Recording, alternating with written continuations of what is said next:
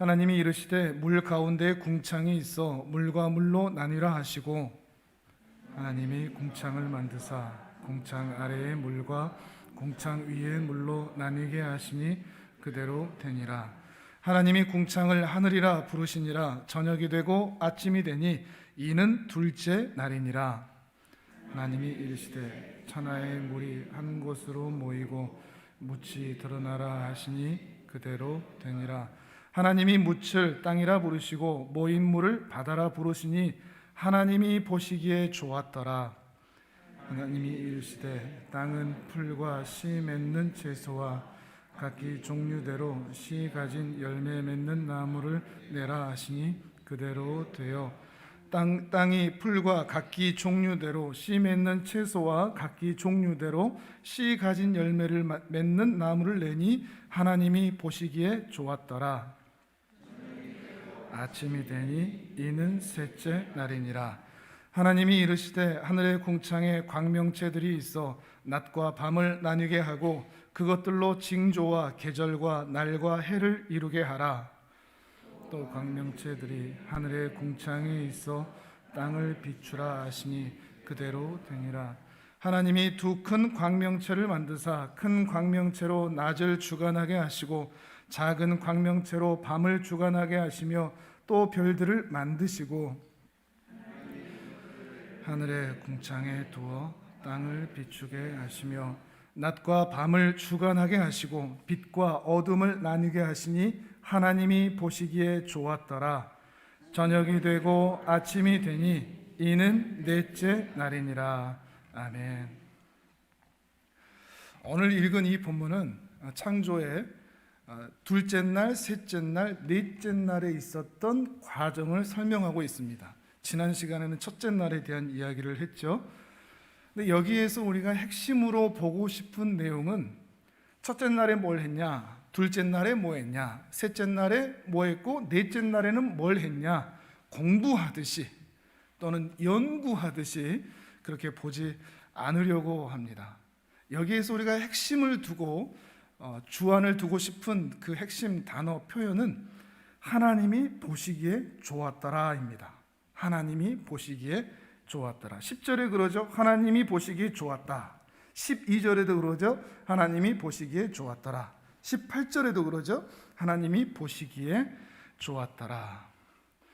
우리가 지금까지 계속 이 핵심되는 내용을 여러분과 함께 나누면서 창조 또는 진화 또는 공룡 또는 빙하기 이런 내용들의 이 창세기를 보고 읽는 것이 아니고 하나님의 사랑, 그 하나님의 손길 이것들을 더 깊이 살펴보자는 말씀을 드렸습니다.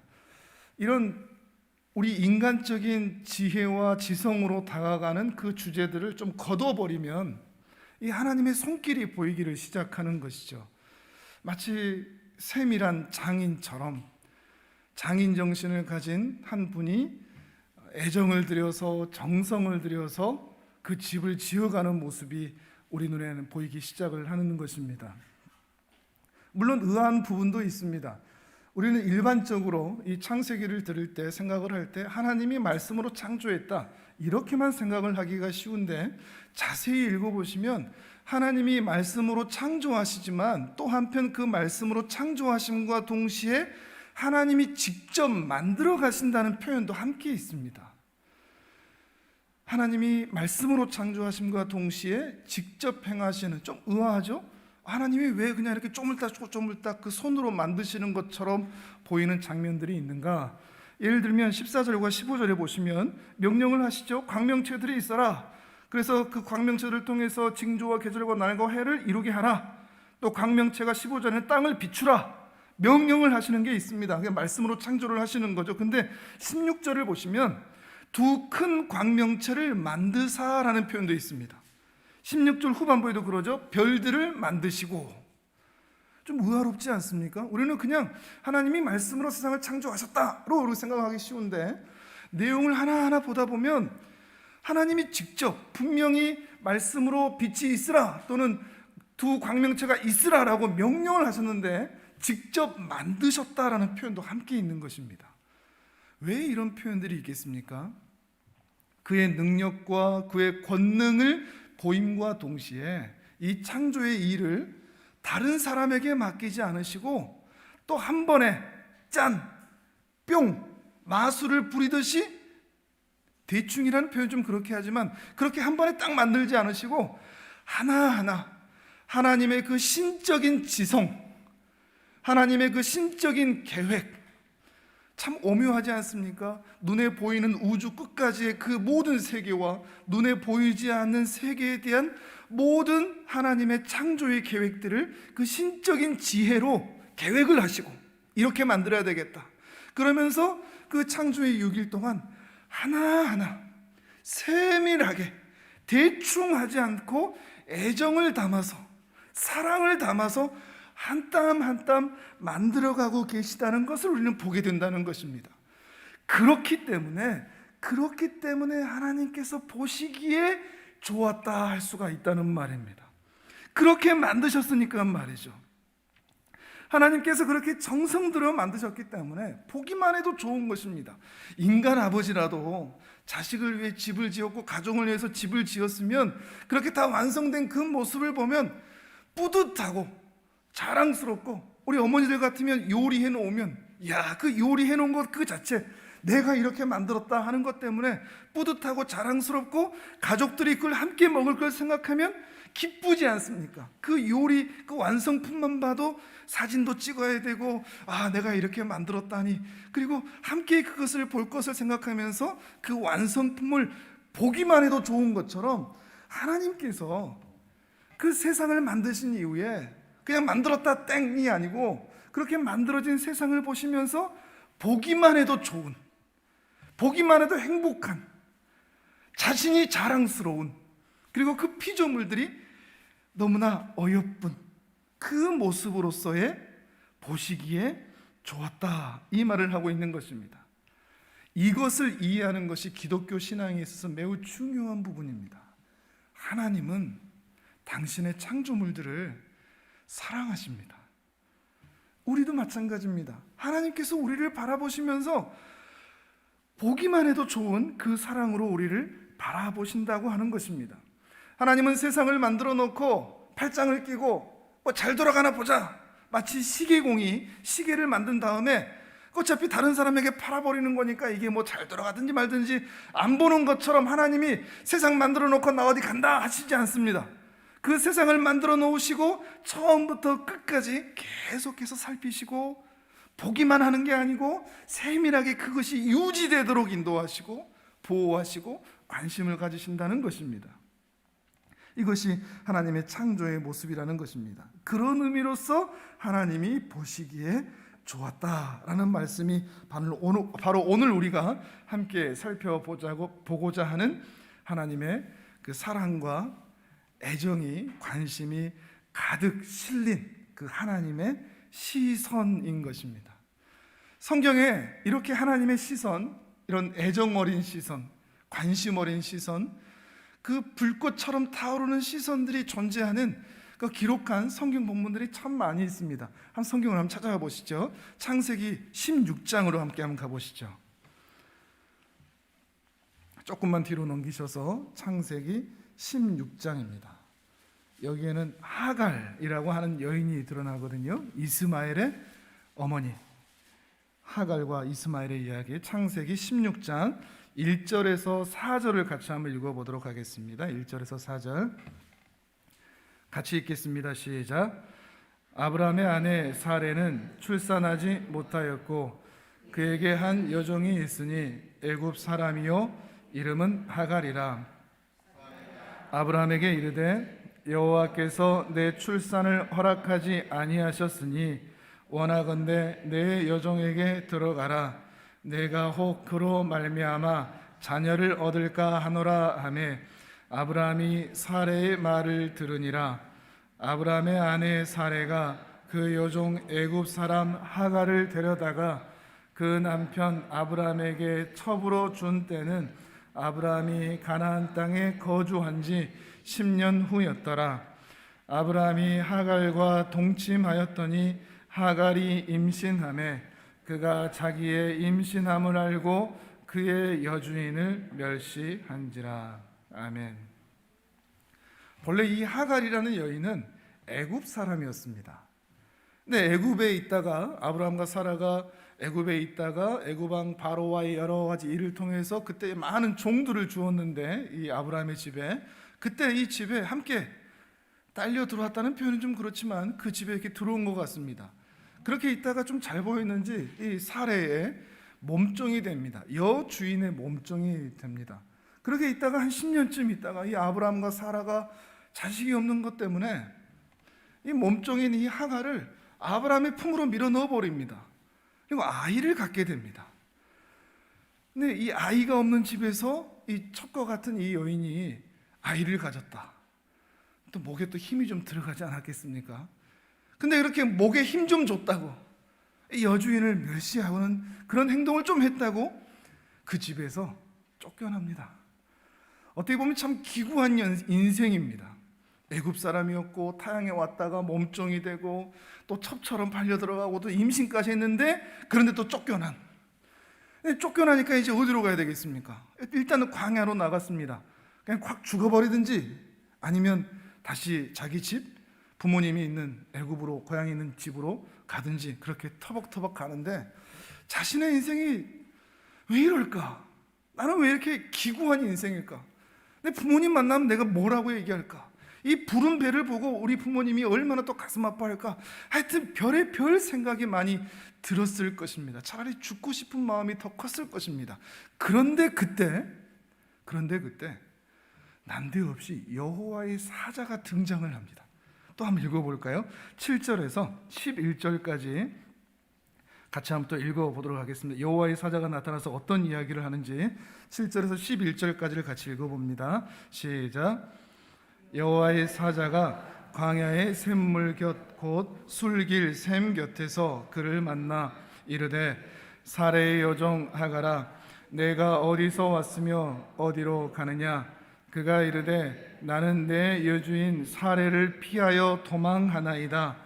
여호와의 사자가 그에게 이르되, 내 여주인에게로 돌아가서 그 수하에 복종하라. 여호와의 사자가 또 그에게 이르되, 내가 내 씨를 크게 번성하여 그 수가 많아 셀 수 없게 하리라.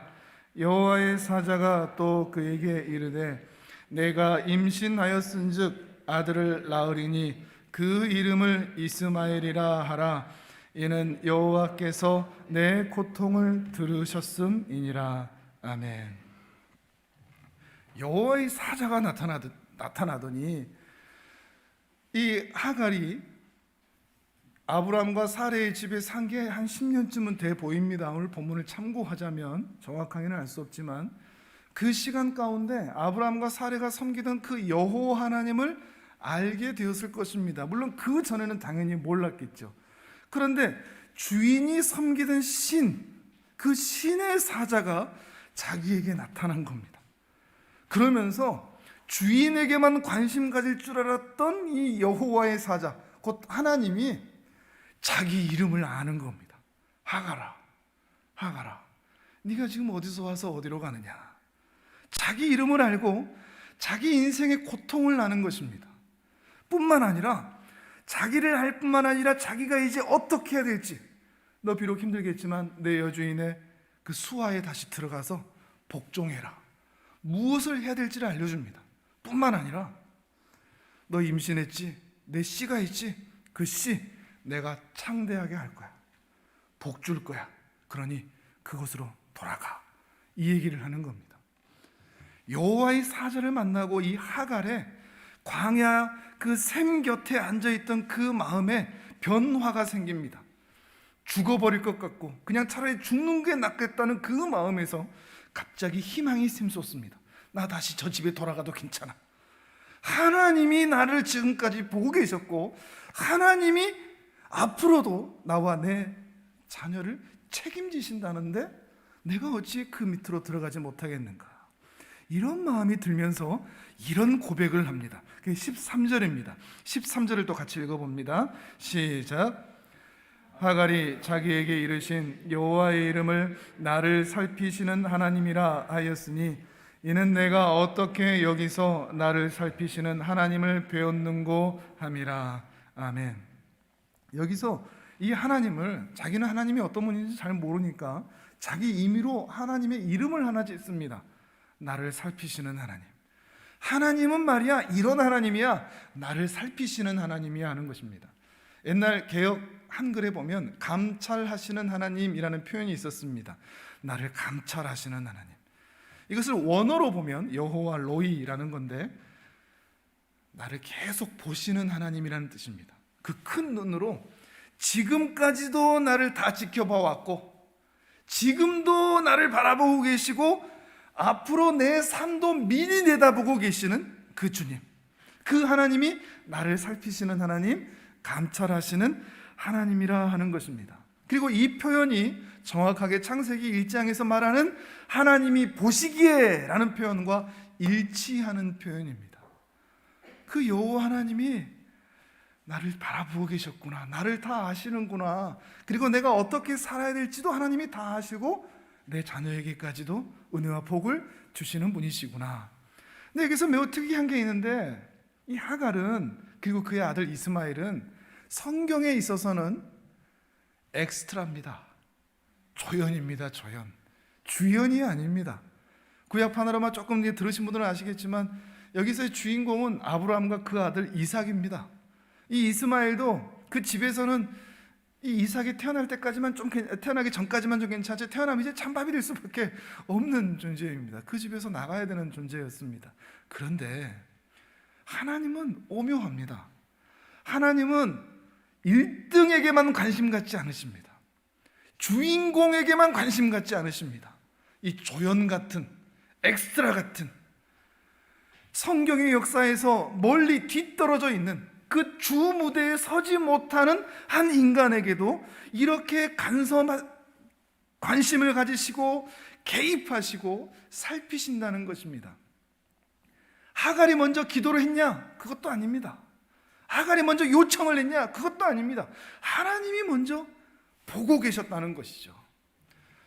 혹 우리 중에 내 인생은 참 엑스트라 같다, 이런 마음 갖고 계신 분 계십니까?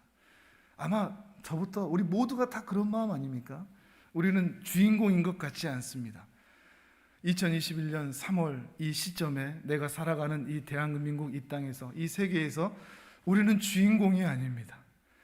이리 밀리고 저리 밀리고 떠밀리는 그런 서민입니다. 아니면 서민보다 더 못한 나그네 같은 존재라고 여겨질지도 모르겠습니다. 그런데 하나님이 우리에게도 이 동일한 시선을 바라보고 계시다는 것을 믿으시기를 바랍니다. 우리 이름을 아십니다. 우리가 지금까지 어떻게 살아왔는지를 아십니다. 그리고 우리에 대한 미래도 다 알고 계시고 우리에게 복 주시기를 기뻐하시는 분이십니다. 우리가 어디로 가야 되는지, 어떻게 살아야 되는지를 너무나 잘 알고 계시며 우리를 사랑하시는 그 하나님이라는 것을 보고 있는 것입니다. 성경을 읽을 때, 예배를 드릴 때, 기도를 할 때 이 하나님을 의식하는 것이 매우 중요합니다. 하나님이 나를 바라보고 계셔. 이걸 발견할 수만 있다면 여러분의 일상에서 나그네 같고 서민 같고 엑스트라 같은 내 인생에서 희망과 평안을 얻을 수가 있습니다. 하갈처럼 말이죠. 근데 왜 교회도 다니고 예배도 드리는데 마음에 불안하고 염려가 가득하냐? 이 하나님의 시선을 전혀 의식하지 못하기 때문입니다. 눈앞에 보이는 것만 봅니다. 내 상황, 내 환경만 봅니다. 근데 하나님이 나를 바라보시고 나를 위한 위대한 계획을 가지고 계시다는 것을 전혀 의식하지도 믿지도 못합니다. 그러니 염려가 되는 것입니다. 걱정이 되는 것이죠. 아무쪼록 오늘 하나님의 이 시선, 우리를 바라보시는 그 시선을 발견할 수 있는 복된 은혜가 있기를 바랍니다. 한 사람을 또 보시죠. 이번엔 창세기 22장으로 가겠습니다. 이번에는 조금 더 주인공 같은 사람입니다. 아브라함이죠. 그리고 이삭입니다. 주인공 너무 좋아할 거 없습니다. 주인공들은 고난이 더 심합니다. 고난 좀 덜 심하고 조연이 차라리 나을지도 모르겠습니다. 자, 아브라함이 이삭을 바치는 사건 9절에서 14절까지 9절에서 14절까지, 창세기 22장 9절에서 14절까지 저와 여러분이 한 절씩 번갈아 가면서 읽도록 하겠습니다. 제가 먼저 9절 읽습니다. 14절까지요. 9절 읽습니다. 하나님이 그에게 일러 주신 곳에 이른지라 이에 아브라함이 그곳에 제단을 쌓고 나무를 버려놓고 그의 아들 이삭을 결박하여 제단 나무 위에 놓고 손을 내밀어 칼을 잡고 그 아들을 잡으려 하니 여호와의 사자가 하늘에서부터 그를 불러 이르시되 아브라함아 아브라함아 하시는지라 아브라함이 이르되 내가 여기 있나이다 하매 그 아이에게 내 손을 대지 말라 그에게 아무 일도 하지 말라 내가 내 아들 내 독자까지도 내게 아끼지 아니하였으니 내가 이제야 내가 하나님을 경외하는 줄을 아노라. 아브라함이 눈을 들어 살펴본즉 한 순 양이 뒤에 있는데 뿔이 수풀에 걸려 있는지라 아브라함이 가서 그 양을 가져다가 아들을 대신하여 번제로 드렸더라. 아브라함이 그 땅 이름을 여호와 이레라 하였으므로 오늘날까지 사람들이 이르기를 여호와의 산에서 준비되리라 하더라. 아멘. 100세에 낳은 아들입니다. 100살에 낳은 유일한 독자, 자기 아들 아브라함과 사라의 아들입니다. 그런데 하나님께서 뜬금없이 이 아들을 모리아 산으로 3일길이나 가서 번제로 바치라고 합니다. 어떻게 이런 명령을 할 수가 있습니까? 주인공 좋은 게 아니라니까요. 근데 아브라함이 그 말씀에 순종해서 이삭을 데리고 3일길을 걸어갑니다. 근데 그 모든 과정을 하나님이 다 보고 계셨습니다.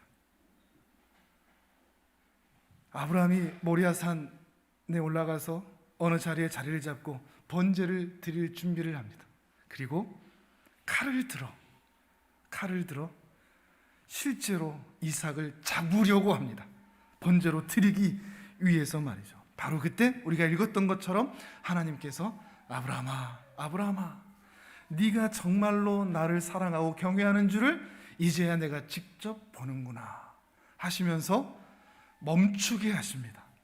그런데 하나님께서는 분명히 이삭을 바쳐서 번제를 드리라고 하였기 때문에 그 번제는 분명히 드려야 됩니다. 그래서 그 번제를 드림으로 아브라함의 순종이 완성될 수 있도록 갑자기 뒤에 숯불에서 어린 양 소리가 나는 겁니다. 아브라함이 깨달은 거죠. 아, 하나님은 내가 이 말씀에 순종할 줄 아시고 이삭을 대신해서 미리 이 양을 준비하셨구나. 이걸 확인하게 된 겁니다. 그 자리에서 여호와 이레라는 말을 한 것이죠. 하나님이 준비하신다. 이 준비하신다는 뜻은 본다라는 뜻입니다. 하나님은 과거를 보시고 현재를 보시고 미래를 미리 다 내다보시기 때문에 내 미래에 있어야 할 그 필요한 것들을 미리 내다보시기 때문에 그 미래에 필요한 것을 준비하실 수가 있습니다. 그래서 여호와 이레입니다. 아브라함이 깨달은 거죠. 하나님은 내가 순종할 줄 아셨구나. 아브라함은 더 기분이 좋았을 것 같습니다. 하나님은 정말 나를 다 보셨구나. 내가 순종할 것까지 다 알고 계셨구나. 그래서 내 아들 이삭을 위해서 이 순양을 그리고 내 순종이 하나님께 기쁨이 될 수 있도록 번제를 드릴 수 있도록 이 양을 미리 다 준비해 놓으셨구나. 아브라함이 어떤 마음이 들었을까요? 앞으로도 하나님이 뭐라고 말씀하시면 이해가 안 되는 명령이어도 따르기 힘든 말씀이어도 그냥 하면 되겠구나. 순종하면 하나님이 어련히 준비하시겠구나. 이 말씀대로 내가 살 수 있나 못 사나 계산하고 생각이 많아지면 우리는 순종하지 못합니다. 신앙은 단순한 게 좋습니다. 간혹 계산이 너무 많은 분들을 만납니다. 생각이 너무 많은 분들. 이러면 어떨까? 저렇게 하면 어떻게 될까? 내 모습은 어떤가? 하나님이 어떨까? 내 신앙이 대체 어떤 것인가? 너무 생각이 많고 계산이 많은 분들을 보게 됩니다. 그런 분일수록 바른 신앙인의 자리로 가기가 매우 힘들어집니다. 신앙은 단순할 필요가 있습니다. 하나님께서 말씀하신 거면 그냥 하면 됩니다. 안식일을 기억하여 거룩하게 지키라. 예배 드리면 됩니다. 예배당에 못 나오면 온라인으로라도 그렇게 예배의 자리를 지키면 됩니다. 간음하지 마라. 첫사랑이 나타났어도 그냥 나타났구나 하고 끝나면 되는 겁니다. 하나님이 나에게 무슨 시험을 주시나 아니면 새로운 사랑을 주시나 생각할 필요가 없습니다. 단순한 겁니다. 말씀대로만 살아가면 되는 것입니다. 그 말씀대로 행하면 하나님께서 책임져 주신다는 것을 믿고 믿음의 길을 여전히 갈 수가 있는 것입니다. 하나님이 다 보고 계시기 때문입니다. 하나님이 계속해서 보고 살피시고 계시기 때문입니다. 하나님은 하갈처럼 그리고 아브라함에게처럼 우리를 그렇게 사랑의 눈빛으로 계속 바라보고 계십니다. 이걸 믿으십니까? 근데 여러분이 직장에 있든지 일터에 있든지 가정에 있든지 기분이 좋든지 아니면 뿔이 나 있든지 불평을 하든지 설거지를 하든지 화장실에 있든지 목욕을 하든지 아니면 화가 나 있든지 누구랑 싸우든지 항상 나를 지켜보고 계신다. 이게 여러분에게 두려운 게 됩니까? 아니면 그래도 평안한 게 됩니까? 어떻습니까? 우리는 죄인들이기 때문에 하나님이 나를 항상 바라보신다는 것이 사실 두렵습니다. 그냥 부끄러운 모습이 훨씬 더 많기 때문이죠. 그러나 나만 생각할 게 아니고 하나님이 이 못난 우리들을 사랑의 눈으로 바라보고 계신다라는 것을 생각할 수만 있다면 평안해질 수 있습니다. 내가 이 모양인데 하나님은 나를 혼내지 않으셔. 나를 여전히 사랑하셔. 나에게 관심을 가지셔. 광야에 그 샘 곁에 있는 나라고 할지라도 순종할 수 있나 없나 그 연약한 마음 가운데 시험 가운데 있다고 할지라도 하나님은 나를 사랑하셔. 이 마음만 있다면 심령에 평안을 얻을 수가 있습니다. 하나님이 항상 여러분과 함께 계십니다. 하나님이 여러분을 바라보고 계십니다. 그것으로 인하여 마음에 평안이 있으시기를 바랍니다. 왜 평안할 수밖에 없는가? 이번엔 조금 더 넘기셔서 출애굽기 3장으로 갑니다. 출애굽기 3장 7절에서 10절까지의 말씀입니다. 왜 평안할 수밖에 없는가? 하나님은 멀리서 우리를 보고만 있는 분이 아니기 때문입니다.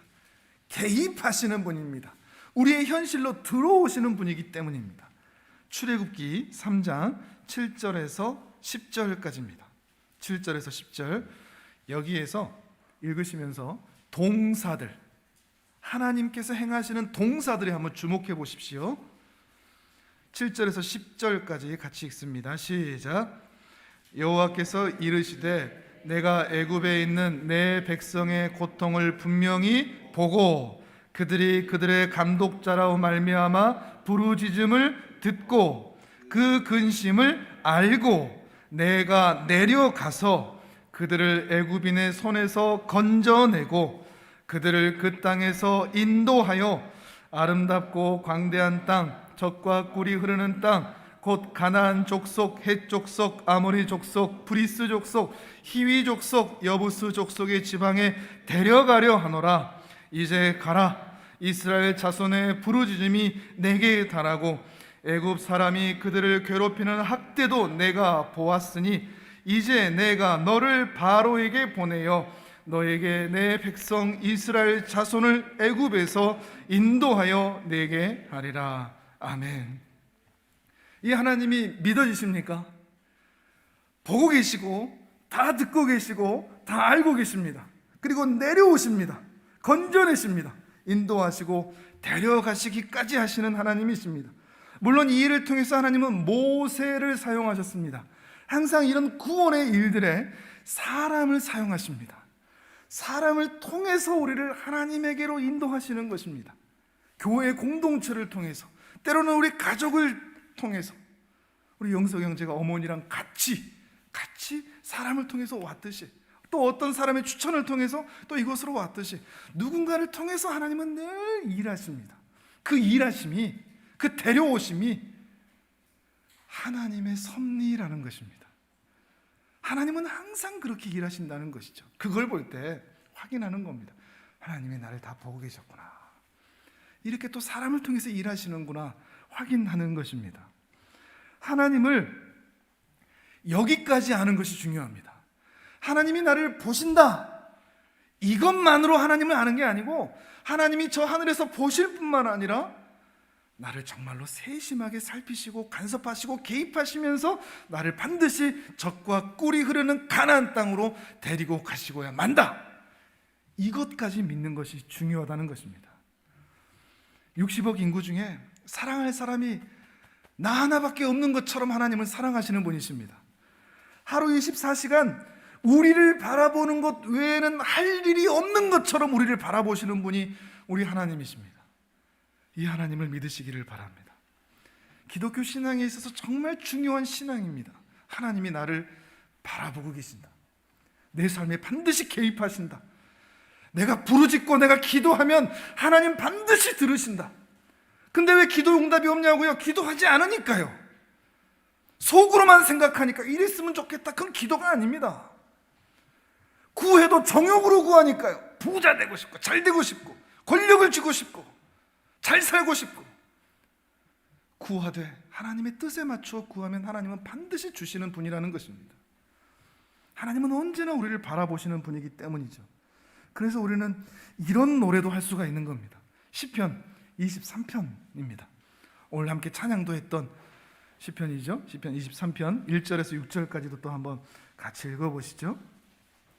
이 하나님을 의식하고 의지하고 동행할 수만 있다면 우리는 이 시편 23편이 정말 다르게 느껴질 것입니다. 이게 다윗의 고백이 아니라 내 고백이 되면 좋겠습니다. 내 노래가 되면 좋겠습니다. 다윗이 정말 아름답게 찬양했다로 끝나지 않고 나도 이제 이렇게 노래 부를 수 있으면 좋겠습니다. 시편 23편 1절에서 6절 우리 같이 내 고백으로 같이 읽어보도록 하겠습니다. 시작. 여호와는 나의 목자시니 내게 부족함이 없으리로다. 그가 나를 푸른 풀밭에 누이시며 쉴 만한 물가로 인도하시는도다. 내 영혼을 소생시키시고 자기 이름을 위하여 의의 길로 인도하시는도다.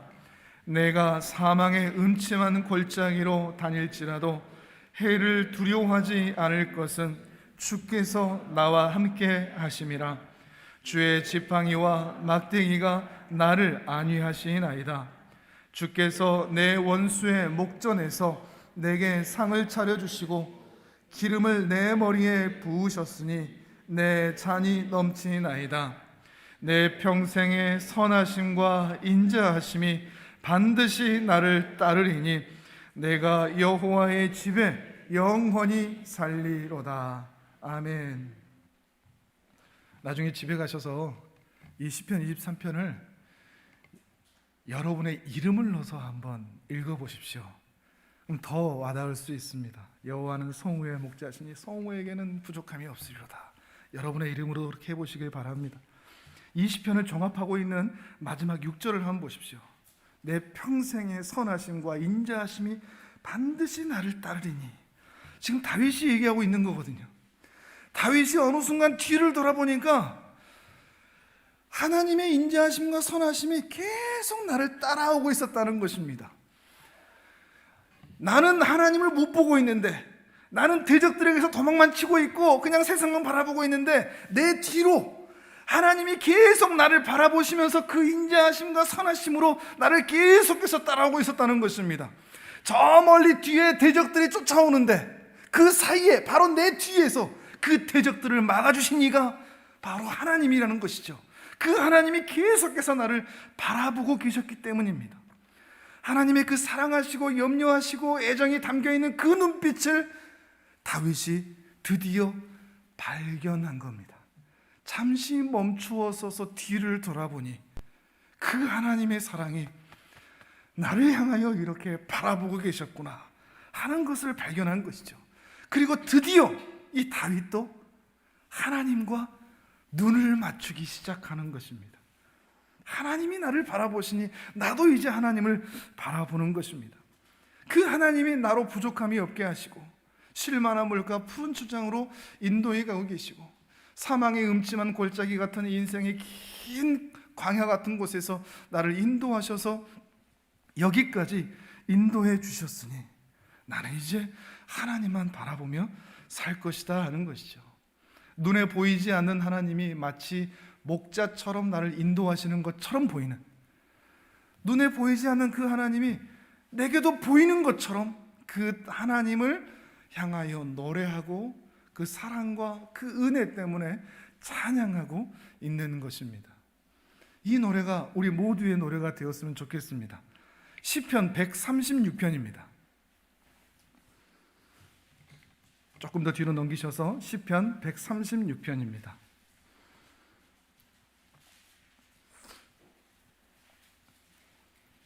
이거는 공동체가, 이스라엘 공동체가 함께 화답하면서 불렀던 노래이거든요. 후렴구가 똑같습니다. 시편 136편 뒷쪽에 그 인자하심이 영원하미로다, 이 부분을 여러분이 같이 한번 해보십시오. 시편 136편 1절입니다. 여러분이 뒤쪽을 하시는 거예요. 여호와께 감사하라, 그는 선하시며 신들 중에 뛰어난 하나님께 감사하라. 주들 중에 뛰어난 주께 감사하라. 홀로 큰 기이한 일들을 행하시는 이에게 감사하라. 5절부터는 창조에 대한 찬양입니다. 지혜로 하늘을 지으신 이에게 감사하라. 땅을 물 위에 펴신 이에게 감사하라. 큰 빛들을 지으신 이에게 감사하라. 해로 낮을 주관하게 하신 이에게 감사하라. 달과 별들로 밤을 주관하신 이에게 감사하라. 10절부터는 출애굽에 대한 찬양이거든요. 애굽의 장자를 치신 이에게 감사하라. 이스라엘을 그들 중에 인도하여 내신 이에게 감사하라. 강한 손과 펴신 팔로 인도하여 내신 이에게 감사하라. 여러분 집에서 한 번 더 읽어보시고 23절부터는 우리 인생에 대한 고백입니다. 우리를 비천한 가운데서도 기억해 주신 이에게 감사하라. 우리를 우리의 대적에게서 건지신 이에게 감사하라.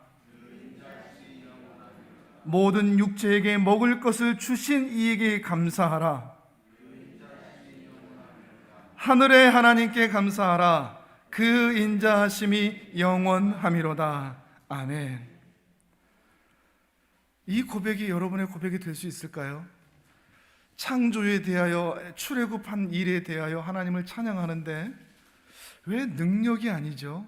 그 능력을 찬양하라. 창조와 애굽, 출애굽은 분명히 능력이지 않습니까? 하나님의 강한 팔입니다. 그런데 그 강한 팔, 그 능력, 그 배후에 왜 그렇게 능력을 행하셨냐? 왜 그렇게 창조하셨고 왜 그렇게 우리를 출애굽해 주셨냐? 우리를 구원해 주셨냐? 우리에게 먹을 것을 주시느냐? 인자하심이 그 뒤에 있다는 것을 발견한 겁니다. 여기까지 가는 겁니다. 그 능력을 감사하고 찬양하라가 아니라 그 배후에 그 인자하심, 그 사랑이 많으심, 그 어여삐 여기심, 그 기다려주심, 그 인자하심을 찬양하라. 그 인자하심이 영원하미로다 노래하는 것이죠. 신앙생활 하다 보면, 그리고 인생의 깊은 고난들을 만나다 보면 하나님에 대한 오해가 생길 때가 있습니다. 신앙에 대한 불신이 생길 때도 있습니다. 아유, 뭐 하나님이 도와주시겠어? 기도해도 뭐 소용이 있겠어? 근데 나는 왜 이 모양이야? 이런 생각이 들 때가 참 많습니다. 근데 그거 여러분 선입견입니다. 오해입니다. 하나님에 대한 이야기를 처음 듣는 것처럼, 창세기 1장 하나님에 대한 이야기를 처음 듣는 것처럼 하나님이 어떤 분인지를 다시 한번 생각해 보십시오. 오해와 선입견은 걷어내고 하나님은 사랑이 많으신 분이야. 내가 은혜 받을 자격도 사랑받을 자격도 없는데, 그런 공로와 그런 자격이 전혀 없는데도 하나님은 여전히 나를 사랑하셔. 말 안 듣는다고 회초리 들지 않으시고, 못난 짓 한다고 호적에서 파버리지 않으시고, 죄 짓는다고 벼락치지 않는 분이셔. 하나님은 항상 나를 사랑하시고 항상 나를 바라보시며 선하고 좋은 곳으로 인도해 가기를 원하시는 분이야. 그 인자하심이 영원함이로다. 영원함이로다. 내가 어떤 모양으로 살든지 영원히 나에게 그 인자하심으로 베푸실 것이다. 그 선하심과 인자하심이 정녕 내 인생을 뒤따라올 것이다. 이 고백을 할 수 있는 사람만 방금 시편 136편의 그 노래가 감동이 될 것입니다. 이 하나님을 만나는 은혜가 있기를 바랍니다. 하나님은 은혜로우십니다. 오해하지 마십시오. 자비로우신 분이십니다. 잘하고 못할 때 너 그거 잘했어, 너 이건 못했어 하지 않으십니다. 항상 우리에게 괜찮아 괜찮아 다독여 주시는 분이십니다. 우리가 못남에도 불구하고 말이죠, 우리가 이걸 알기 때문에 하나님을 믿을 수 있는 겁니다. 이걸 알아야 하나님을 제대로 믿을 수가 있는 겁니다. 이런 하나님을 알기 때문에 우리는 하나님께 기도할 수 있는 것입니다. 마태복음 7장 말씀을 한번 같이 한번 볼까요? 이번에 화면을 같이 한번 보시죠. 화면을 보시고 마태복음 7장 7절에서 11절까지 이 믿음으로, 이 마음으로 이 고백을 같이 한번 해보시기를 바랍니다. 7장 7절에서 11절까지 화면을 보면서 같이 읽습니다. 시작. 구하라 그리하면 너희에게 주실 것이요, 찾으라 그리하면 찾아낼 것이요, 문을 두드리라 그리하면 너희에게 열릴 것이니 구하는 이마다 받을 것이요, 찾는 이는 찾아낼 것이요, 두드리는 이에게는 열릴 것이니라. 너희 중에 누가 아들이 떡을 달라 하는데 돌을 주며 생선을 달라 하는데 뱀을 줄 사람이 있겠느냐? 너희가 악한 자라도 좋은 것으로 자식에게 줄 알거든 하물며 하늘에 계신 너희 아버지께서 구하는 자에게 좋은 것으로 주시지 않겠느냐. 아멘. 이 말씀이 실감이 되시기를 바랍니다. 알기만 하는 말씀이 아니고 구하고 찾고 두드리면 우리 하나님 아버지에게 정중하게 하나님 주시면 안 되겠습니까? 열어주시면 안 되겠습니까? 요청할 때 아무리 악한 자라도 자식에게 좋은 건 주는데 하물며 우리 하나님 아버지는 이 하물며의 아시겠습니까? 실감이 되시겠습니까? 하물며 내 자식들인 너희들에게는 그 어떤 좋은 것을 너희에게 주지 아니하겠느냐?